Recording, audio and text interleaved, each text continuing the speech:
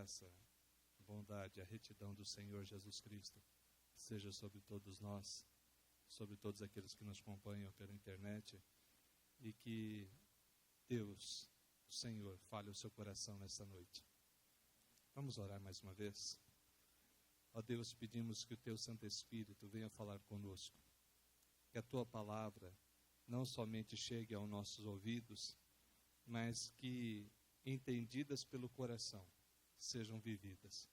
Afasta de nossa mente, de nossa vida, tudo aquilo, Deus, que atrapalha vivermos a Tua vontade. E verdadeiramente, Deus, em nossa vida, faz um santuário onde o Senhor possa nos usar segundo a Tua vontade. Em o nome de Jesus Cristo. Amém.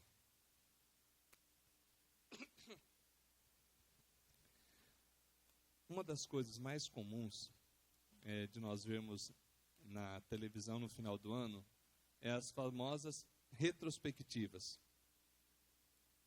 Fatos que marcaram o ano. Várias emissoras fazem isso. E algumas sob o prisma do sensacionalismo. Quais foram as tragédias, mortes, ou seja, aquelas notícias que abalaram as pessoas.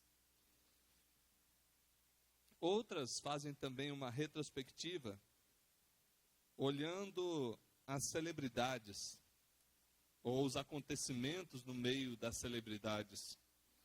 Os atores, filmes, entretenimento, as coisas que marcaram aquele ano. Mas a minha pergunta nessa noite, para que a gente venha refletir sobre isso, e os filhos de Deus?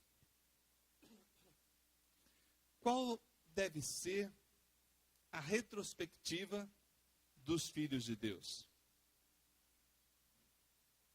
Será que nós buscamos na história as tragédias para novamente nos emocionarmos?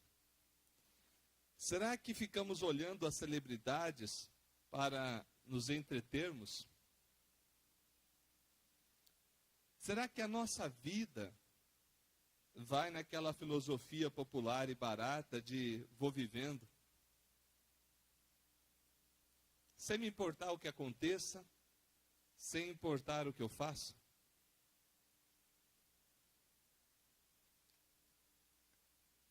Para aqueles que amam a Deus, deveriam considerar seriamente o que a palavra de Deus ensina. Hoje, na escola dominical, nós tratamos a respeito do porquê o mundo não acabou dia 21. A Bíblia explica, mas poucos conhecem.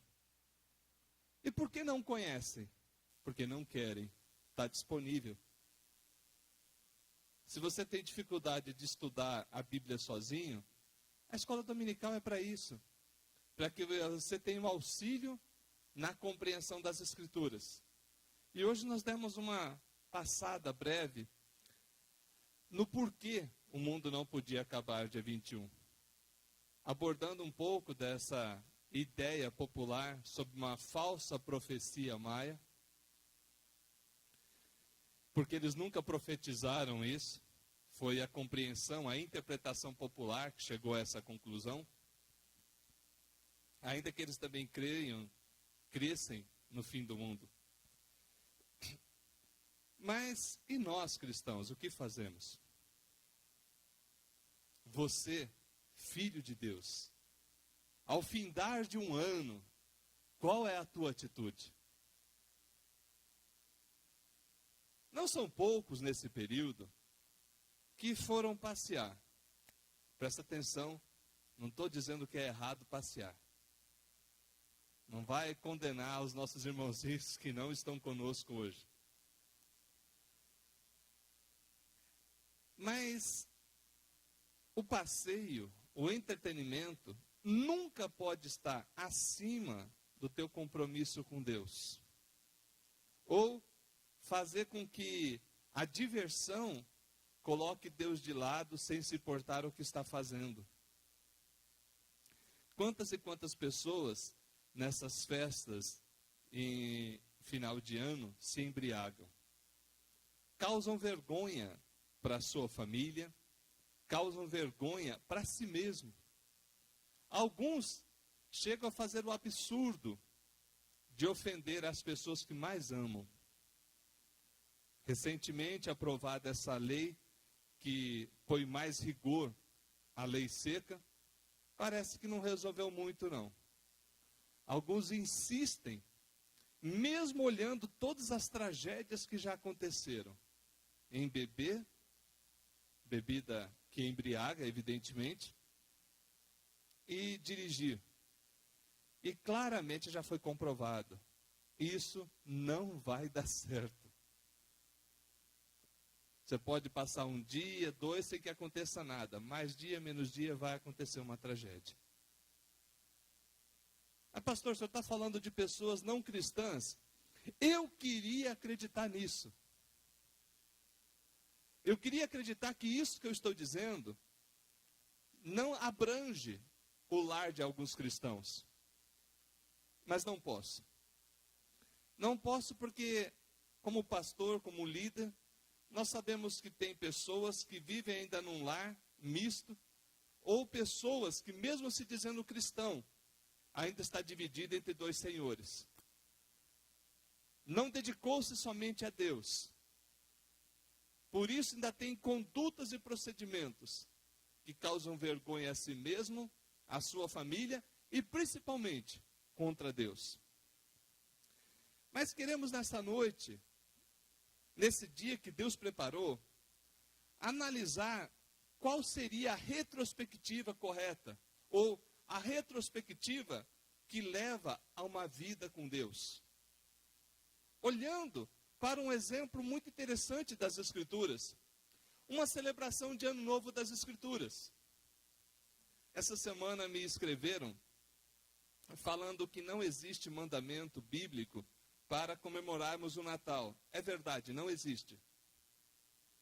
O cristão não tem medo de encarar a verdade. Assim como não existe um mandamento de terno, não existe um mandamento de templos, não existe um mandamento de coral, não existe um... Se a gente for procurar uma série de coisas que fazemos e mandamentos da Bíblia específicos, você não vai achar. Lembra que Jesus Cristo censurou os fariseus e escribas, que eram muito detalhistas no que queriam, só que esqueciam da misericórdia, da justiça e da fé. Nós não queremos ser tão rígidos a ponto de esquecer a essência do Evangelho, que é o amor de Deus, que é a salvação em Cristo. E verdadeiramente a igreja, através dos tempos, tem se adaptado à sua realidade. Não perdido a sua essência, mas se adaptado à sua realidade. E para mim, eu comemoro sim o Natal a Deus. E sabe como? Prestando culto a Deus. Não existe mandamento que eu comemore o Natal, mas existe um mandamento que eu preste culto a Deus. E eu venho e agradeço meu Deus por ter me dado poderosa salvação em Cristo Jesus. Isso para mim é o Natal. E a passagem de ano, como que fica? Será que a Bíblia menciona alguma coisa? Menciona. A Bíblia fala sobre isso.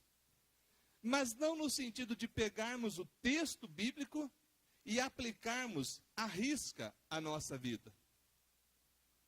Mas podemos, olhando para esse texto bíblico, extrair algumas verdades, alguns princípios que podem sim ser aplicados à igreja de hoje. Convido vocês a abrirem a palavra de Deus no livro do profeta Ezequiel, capítulo 45. Quando o pastor Anísio nos convidou para estar trazendo essa mensagem, eu pedi a Deus que me concedesse uma mensagem que fosse propícia à ocasião. E lendo as Escrituras, me deparei com esse texto, que eu já tinha lido outras vezes, mas não me recordava dele. Então entendi eu, da parte de Deus, que era para analisarmos e pensarmos sobre esse texto. Livro do profeta Ezequiel, capítulo de número 45.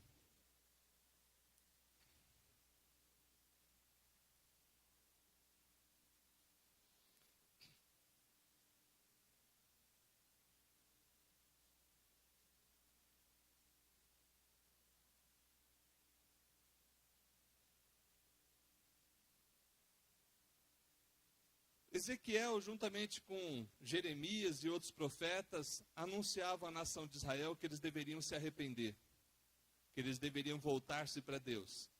E que se voltassem para Deus, haveriam de alcançar misericórdia. Em resumo, o povo não voltou e veio sobre eles o castigo de Deus. Mas o livro de Ezequiel não é só de juízo, o livro de Ezequiel é também uma profecia a respeito dos tempos futuros e narra também eventos que estavam acontecendo na sua época e coisas relacionadas ao passado. No livro do profeta Ezequiel, no capítulo 45, nós temos a seguinte palavra de Deus a partir do versículo 18.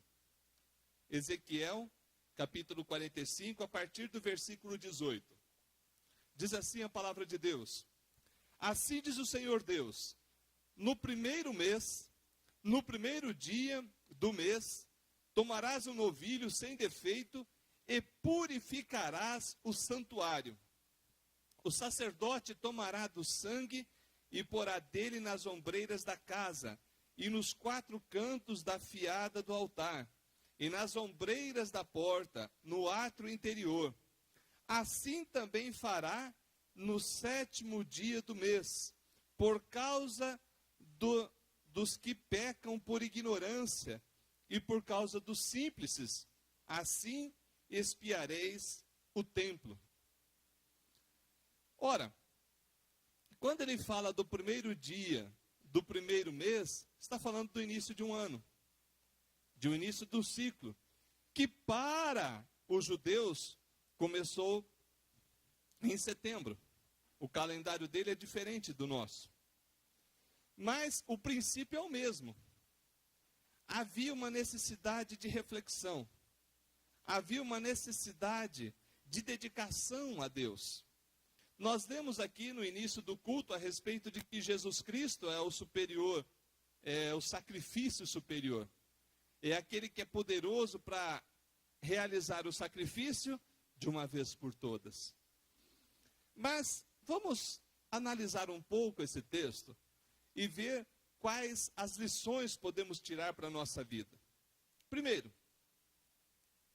assim diz o Senhor Deus, no primeiro dia do mês, no primeiro dia do mês, tomarás um novilho sem defeito e purificarás o santuário. Ou seja, o local aonde diziam e aonde Deus escolheu para ser a sua habitação temporária, porque aquilo era a sombra das coisas que viriam, deveria ser anualmente purificado. Ora, aqui já temos um princípio claramente evidenciado para a nossa vida. Que devemos, fazendo uma retrospectiva que nos leva até Deus, prosseguir a consagrar-se, a purificar a nossa vida pela obediência à palavra de Deus. O que significa isso, meus irmãos? Significa que precisamos sim fazer uma reflexão de como foi a nossa vida, como tem sido a nossa vida. Meus irmãos, quantas pessoas não consideram se o que fazem agrada ou desagrada a Deus? Alguns, na verdade, mesmo dentro da igreja, nem conhecem aquilo que agrada a Deus. Me entristece, e eu acredito que mais ainda entristece o Santo Espírito, que os filhos de Deus desconheçam as bênçãos prometidas àqueles que obedecem. E as consequências ou maldições sobre aqueles que desobedecem. Ora, o profeta Oséias já havia avisado, profetizando da parte de Deus, uma palavra muito clara. O meu povo peca. Por que peca? Porque falta-lhe o conhecimento. Por quê? Porque o sacerdote da época estava recusando o conhecimento e ao invés de ensinar para o povo a vontade de Deus, calava-se. Eu te afirmo, a palavra de Deus afirma, a vontade de Deus é boa, perfeita e agradável. E Deus quer que você experimente essa vontade. Está lá em Romanos 12. Agora, de que forma eu vou fazer isso? Olhando para esse texto, ele fala, olha, tomarás um novilho sem defeito e purificará o santuário. Qual o significado dessa purificação? Ora, olhando assim para essa passagem, era pegar o novilho e o sacerdote ir lá e apresentar a Deus. E depois cumprir o ritual de marcar as ombreiras das casas, os 4 fiadas do altar e nas ombreiras da porta do átrio interior. O que significa isso aqui?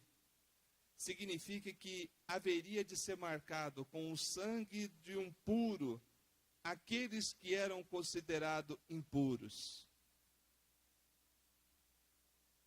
Por mais que os rituais de sacrifício do Antigo Testamento sejam distorcidos e sejam mal compreendidos por algum, eles nos remetem claramente, como diz o autor aos Hebreus, que aquilo ali do Antigo Testamento, todos os rituais, eram sombra, eram um modelo de algo que viria.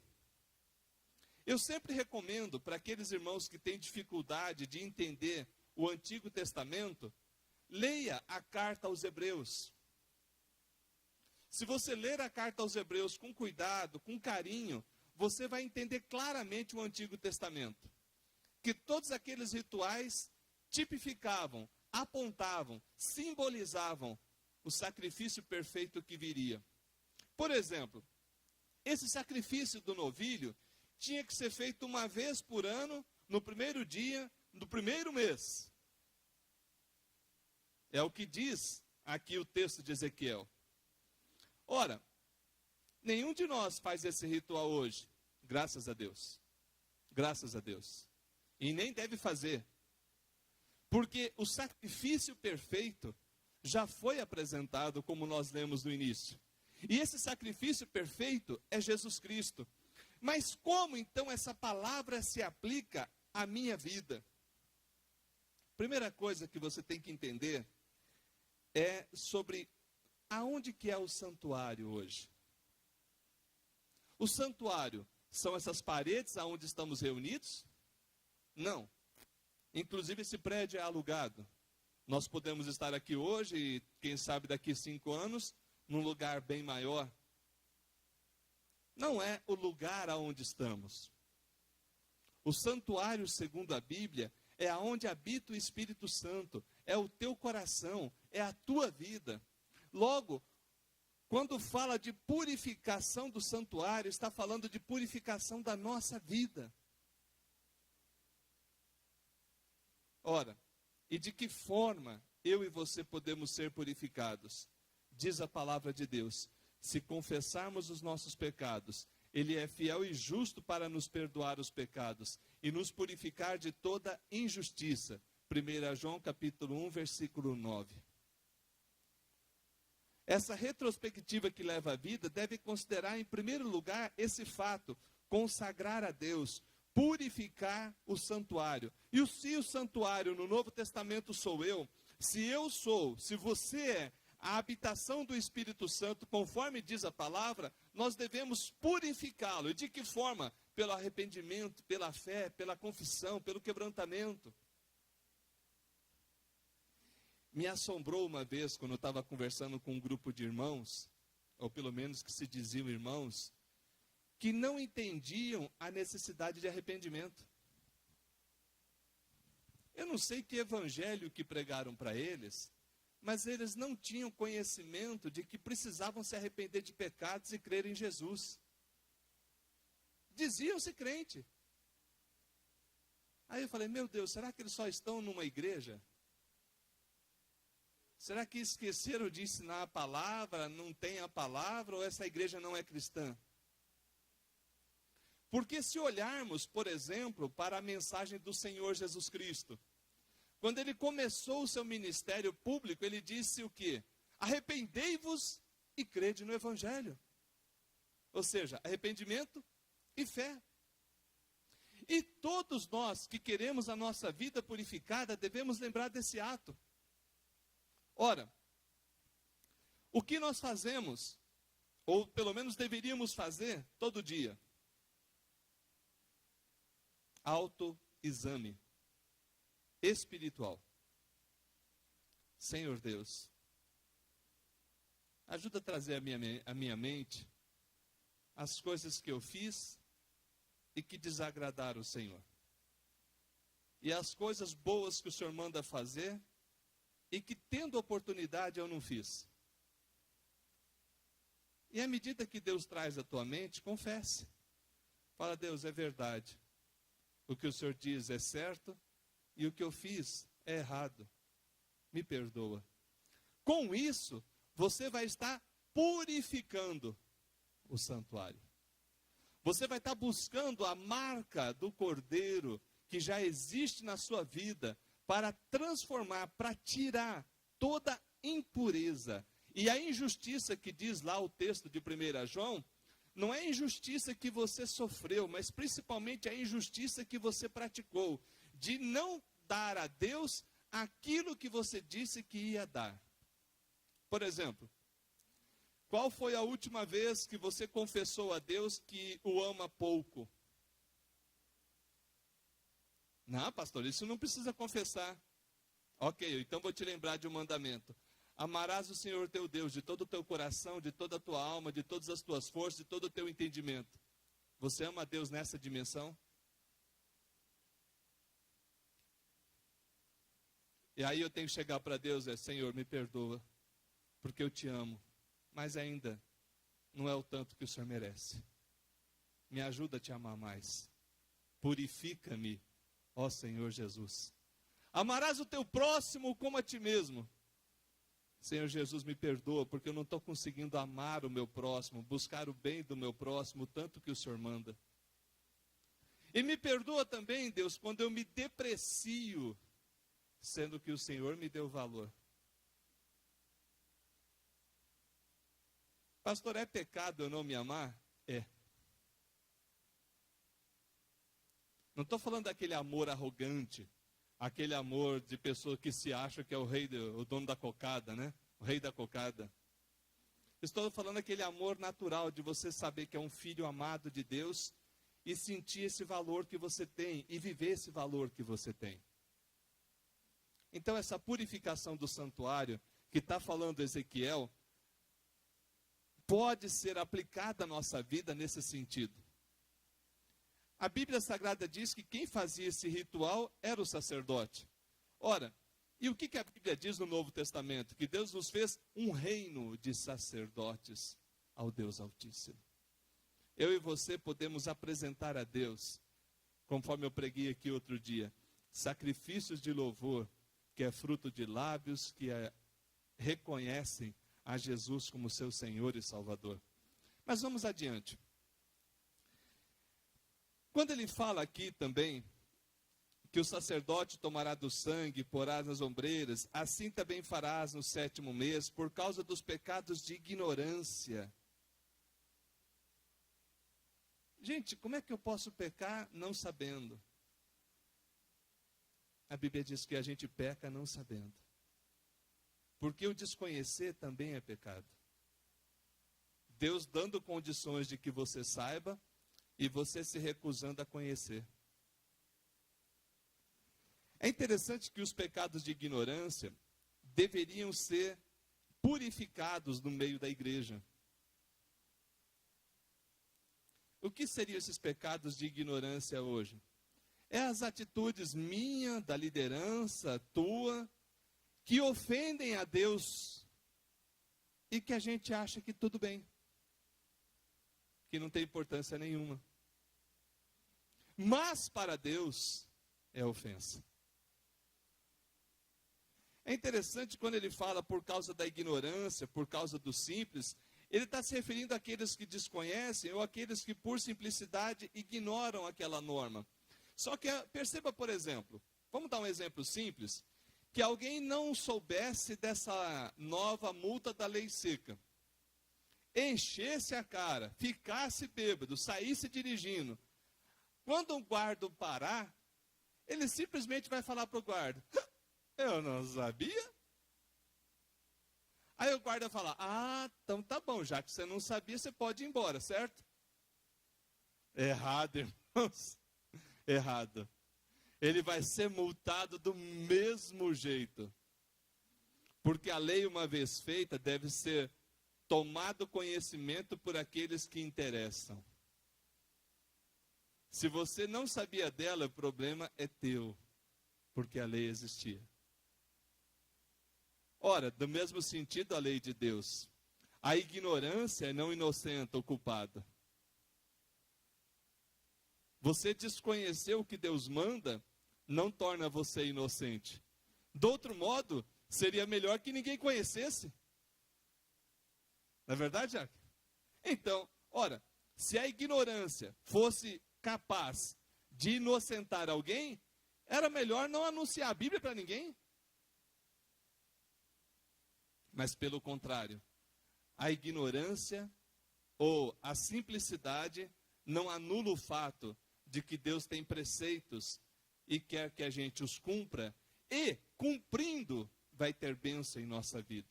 Ricas bênçãos acompanharão, te alcançarão, diz a palavra de Deus. Pois bem, diante desse fato dos pecados da ignorância, é necessário apresentar sacrifício. Outro dia eu preguei aqui, mas vamos reprisar um pouco. De que forma que você hoje apresenta um sacrifício a Deus? Pastor, eu vim para a igreja de ônibus. É um sacrifício. Não, filho, isso não é um sacrifício. Eu sei que é difícil, mas não é um sacrifício. Pastor, eu estava vindo, o carro quebrou. Que sacrifício. Não, isso não é sacrifício, isso é carro quebrado. Às vezes falta de manutenção, Josué está lembrando aqui. Queridos, a Bíblia Sagrada nos fala que o meu sacrifício, o teu sacrifício é o culto racional prestado a Deus. O que você veio fazer, ou o que você faz quando vai à igreja?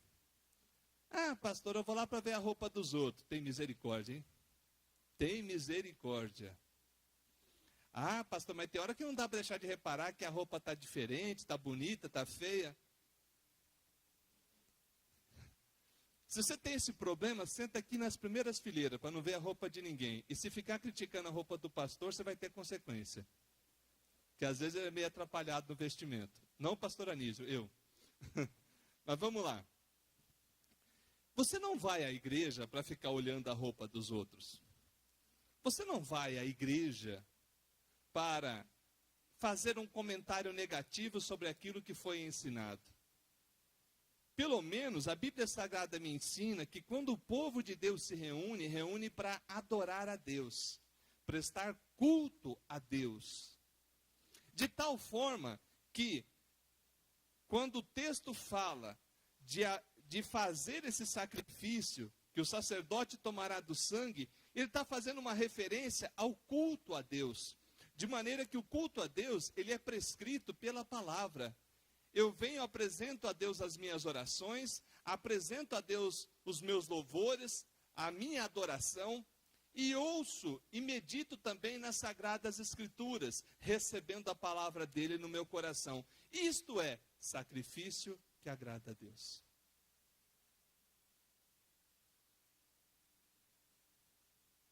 Mas pastor, eu pensei que eu ia na igreja só para cumprir um ritual. Querido, faz isso não. Se é para cumprir um ritual, fica na tua casa.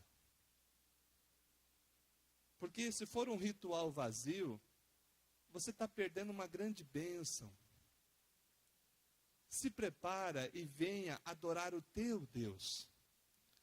Vamos agora fazer uma retrospectiva breve, de uma semana somente. Na última semana, Deus fez alguma coisa boa na sua vida? Sim? Tem motivos para agradecer? Lógico que tem. Só o fato de estar vivo já é motivo para agradecer. É interessante que quando eu saio de férias, a minha esposa sabe, eu não consigo não prestar culto. Domingo, se eu não achar uma igreja presbiteriana do Brasil, eu vou em alguma igreja que eu sei que é séria, adorar a Deus com eles. E geralmente não me apresento como pastor, me apresento como Hélio. Só que a fama corre, né? O pessoal acaba descobrindo que você é pastor. Teve vários lugares que me apresentei como Hélio, aí o pessoal vê o jeito de conversar. Mas você é obreiro? Eu falo, sou. É de que igreja? Tal. Mas o que você é lá? Aí eu tenho que falar, eu não vou mentir, eu sou pastor. Geralmente eles nos convidam para pregar, mas eu evito, porque eu não estou indo ali para pregar, eu estou indo ali para adorar a Deus. Eu estou indo ali para prestar culto a Deus. Para apresentar sacrifícios de louvor, que é fruto de lábios que confessam o nome de Jesus. O que você veio fazer aqui hoje? Apresentar culto a Deus.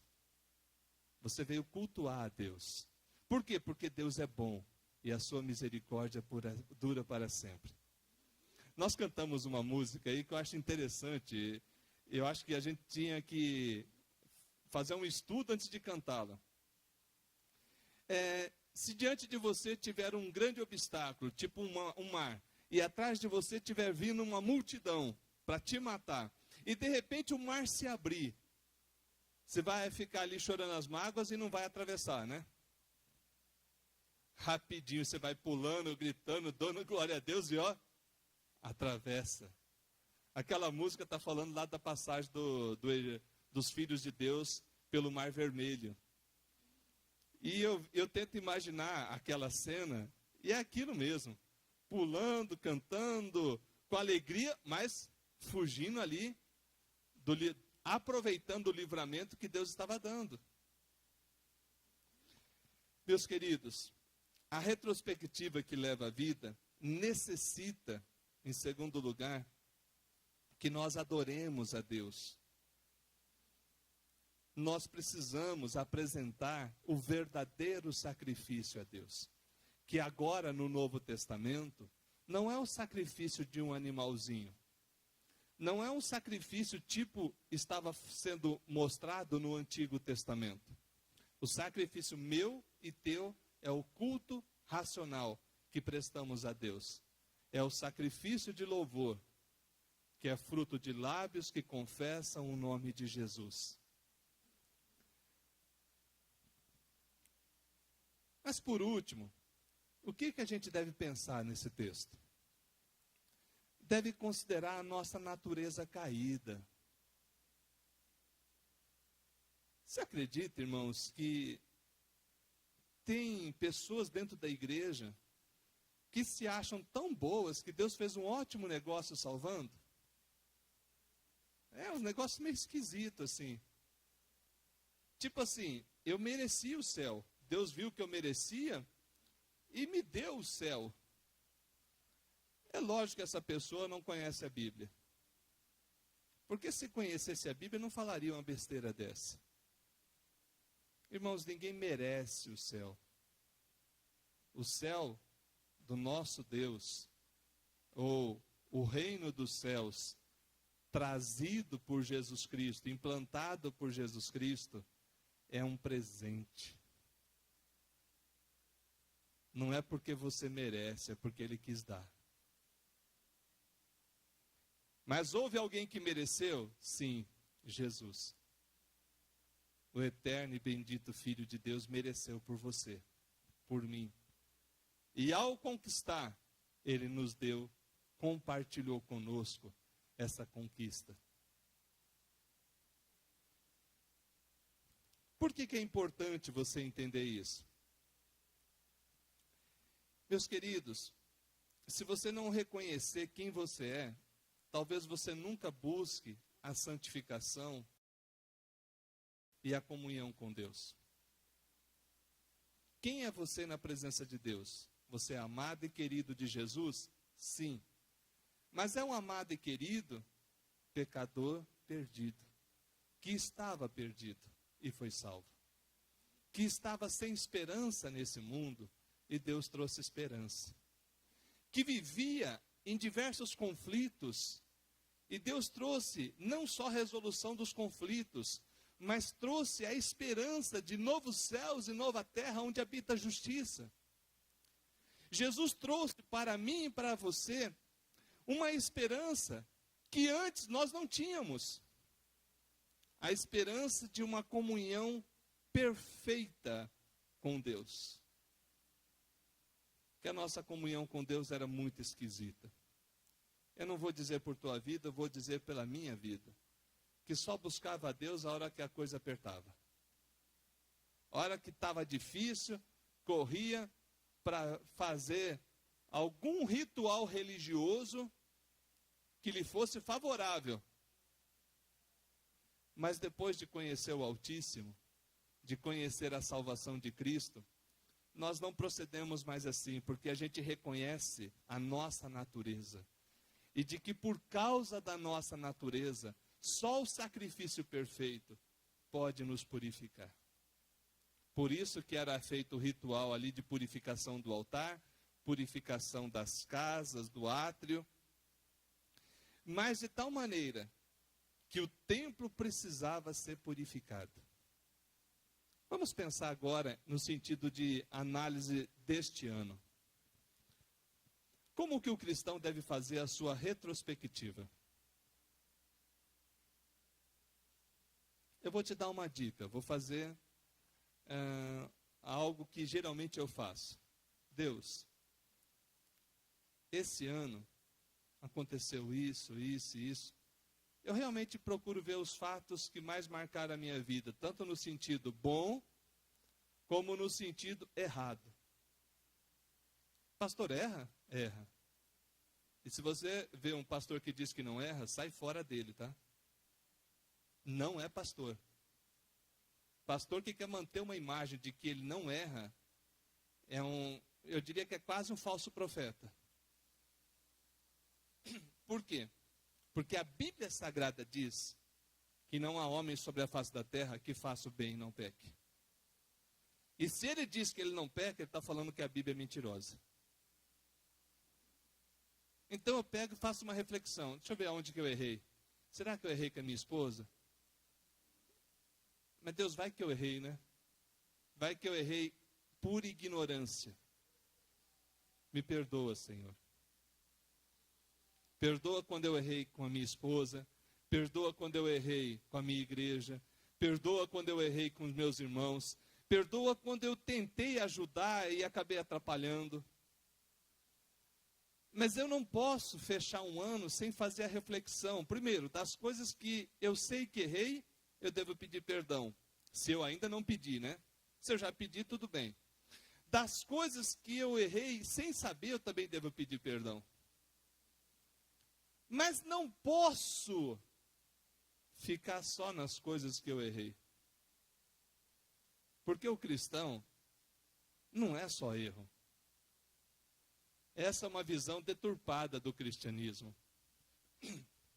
É aquela visão deturpada de que o crente não faz nada que presta e merece só a condenação. É verdade que merece a condenação por natureza. Somos filhos da ira, diz Paulo na carta aos Efésios. Mas é verdade que em Cristo você é nova criatura. É verdade que em Cristo você foi habilitado agora a agradar a Deus. E, por exemplo, quando você presta culto a Deus em espírito e em verdade, você está agradando a Deus? Sim. Quando você ama o teu próximo e auxilia o teu próximo, você está agradando a Deus? Sim. Então, toda vez que você vai em direção à palavra e obedece à palavra, você está agradando a Deus. E a minha retrospectiva, pelo menos a que eu faço, envolve também os atos corretos que eu fiz.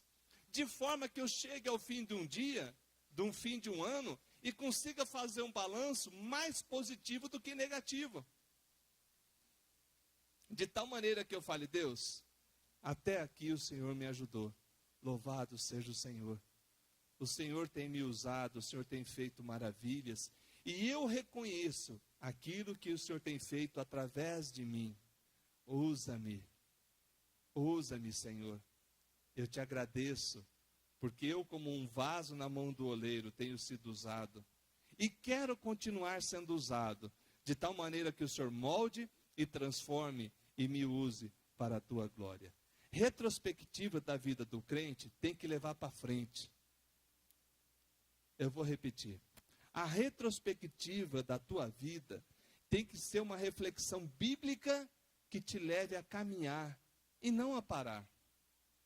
Bom, encerrando, vamos analisar uma situação dramática, só para você entender o que estou dizendo. Eu me recordo que eu preguei nesse texto, em 1999, na Igreja Presbiteriana do Jardim Paulista, na passagem de Ano Novo. Não dá risada não, minha cabeça é grande mesmo. E eu lembro que eu comecei a pregar e acabou a luz da igreja. E lá nós tínhamos o hábito de fazer o culto da virada de ano, né? Começava por volta de 11 da noite, do dia 31, e encerrava à meia-noite, o pessoal confraternizando, tinha uma festinha, e depois ia cada um para sua casa. E de repente acabou a luz. Aí eu falei, meus irmãos, se vocês não se importarem, a gente prega no escuro mesmo. E aí foi no escuro mesmo. Teve irmãos lá que acenderam a luz o farol da moto, né, para dentro da igreja. E ali conseguimos encerrar, fazer a mensagem e encerrar aquela cerimônia. E essa passagem eu acho muito importante, pelo menos a gente conhecê-la nessa noite. Vamos olhar em Filipenses capítulo 3. Fechando essa mensagem dessa noite, vamos olhar para esse texto e ver o que podemos aprender com ele a respeito de retrospectiva e de ação positiva em relação à vida. Carta do apóstolo Paulo aos Filipenses, capítulo 3.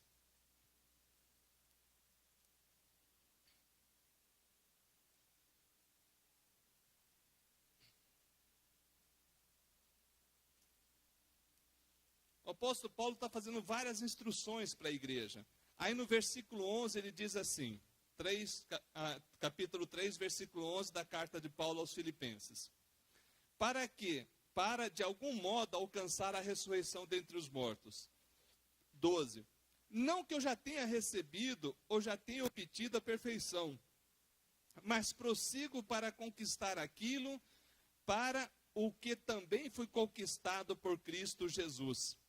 Irmãos, quanto a mim, não julgo havê-lo alcançado, mas uma coisa faço, esquecendo-me das coisas que para trás fico e avançando para as que diante de mim estão, prossigo para o alvo, para o prêmio da soberana vocação de Deus em Cristo Jesus. Todos, pois, que sois perfeitos, tenhamos esse sentimento. E se porventura pensais de outro modo, também isto Deus vos esclarecerá. Todavia, andemos de acordo com o que já alcançamos. Sabe como que eu faço uma retrospectiva aqui nesse caso? Quem era o apóstolo Paulo? Antes da conversão. Um perseguidor de crentes. Crentes morreram sob a ordem de Paulo, ou sob a omissão de Paulo. Outra coisa, Deus nunca mudou o nome de Saulo para Paulo, tá? Isso aí é uma coisa que as pessoas dizem, mas nunca aconteceu.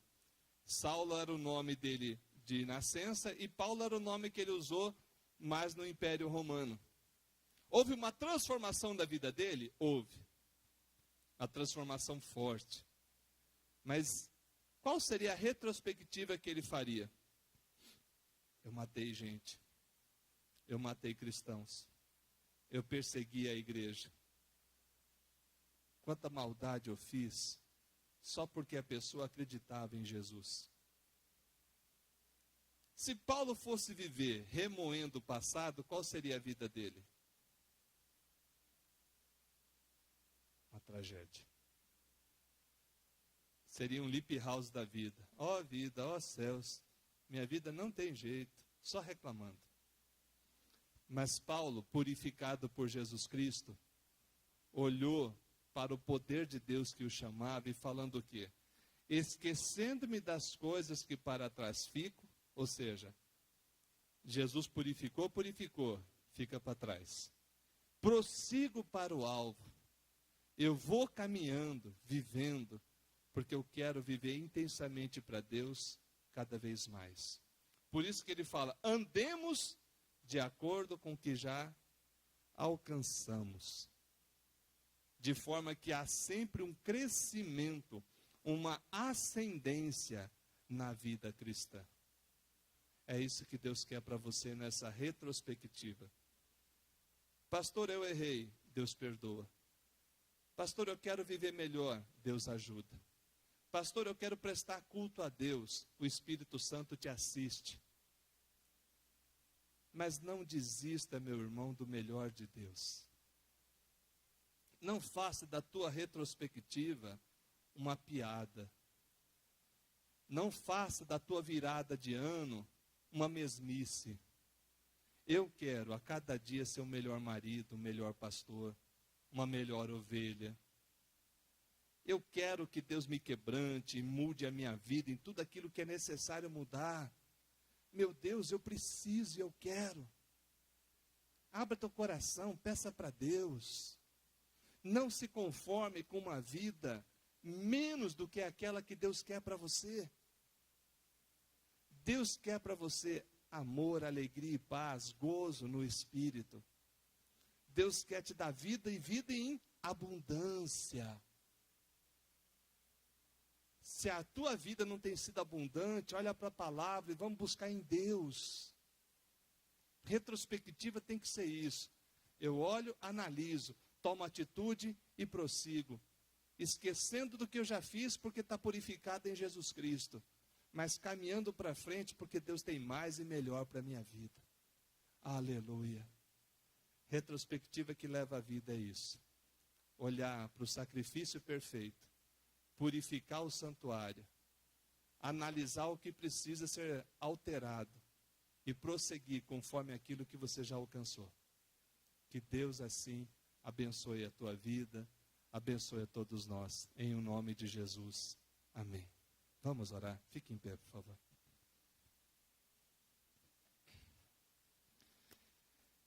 Ó Deus, nós te agradecemos, porque verdadeiramente não merecemos o teu amor. Mas é exatamente isso que nos constrange. Mesmo nós não merecendo, o Senhor nos ama. Mesmo quando as nossas atitudes são contrárias a um amor tão bonito, o Senhor continua o mesmo. Pai, nesse findar de ano de 2012, nós queremos dizer para Ti, perdoa a Tua igreja, perdoa a nossa vida, os nossos irmãos, nos pecados de ignorância. Perdoa, Senhor, a Tua igreja, quando deveríamos Te adorar mais e não Te adoramos. Perdoa a Tua igreja, Deus, quando deveríamos amar mais e Te amamos tão pouco, em vista do amor que o Senhor tem por nós. Ensina-nos, Deus, a amar o nosso próximo. Deus, não deixa o coração cheio de rancor, cheio de ódio, atrapalhar esse amor. Traga vitória sobre o ódio, remove as contendas, as discórdias que geram rancor no coração, meu Deus. Meu Deus, intervenha naquelas vidas que precisam de uma transformação nesse dia. Ó Deus de misericórdia, venha suprir, Deus, teus filhos e filhas, que nesses instantes pedem, Jesus, muda a minha vida. Ó Senhor, venha ao encontro e remove tudo aquilo que está atrapalhando. Purifica o santuário, Deus, que é o templo, a morada do Santo Espírito. Ó Deus, obrigado, Senhor, porque verdadeiramente, ao te buscarmos, a tua palavra nos diz que o Senhor vai se deixar achar. E de que aqueles que confiam em ti, nenhum será confundido. Louvado seja teu nome.